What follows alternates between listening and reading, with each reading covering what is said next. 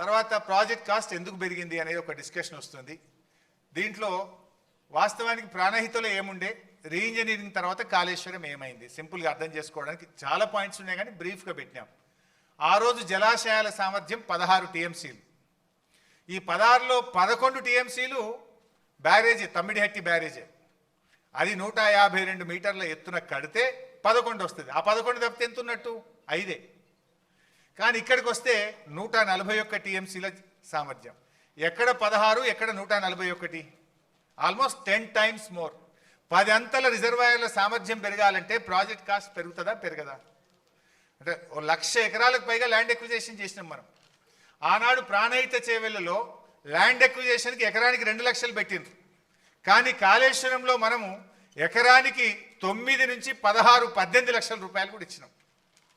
So అది రిజర్వాయర్ల సామర్థ్యం. నీటి వినియోగం అక్కడ 160 టీఎంసీలు అయితే ఇక్కడ 240 టీఎంసీలు. ఆయకట్టు 16,40,000 ఎకరాలు అయితే ఇక్కడ 37 లక్షల ఎకరాలు. పంపింగ్ సామర్థ్యం ఒక రోజుకు 1.8 టీఎంసీ ఉంటే ఇక్కడ 3 టీఎంసీలు, అంటే ఆల్మోస్ట్ డబుల్. పంపింగ్ సామర్థ్యం డబుల్, రిజర్వాయర్ల సామర్థ్యం 10 అంతలు, నీటి వినియోగం 80 టీఎంసీలు ఎక్కువ, ఆయకట్టు డబుల్.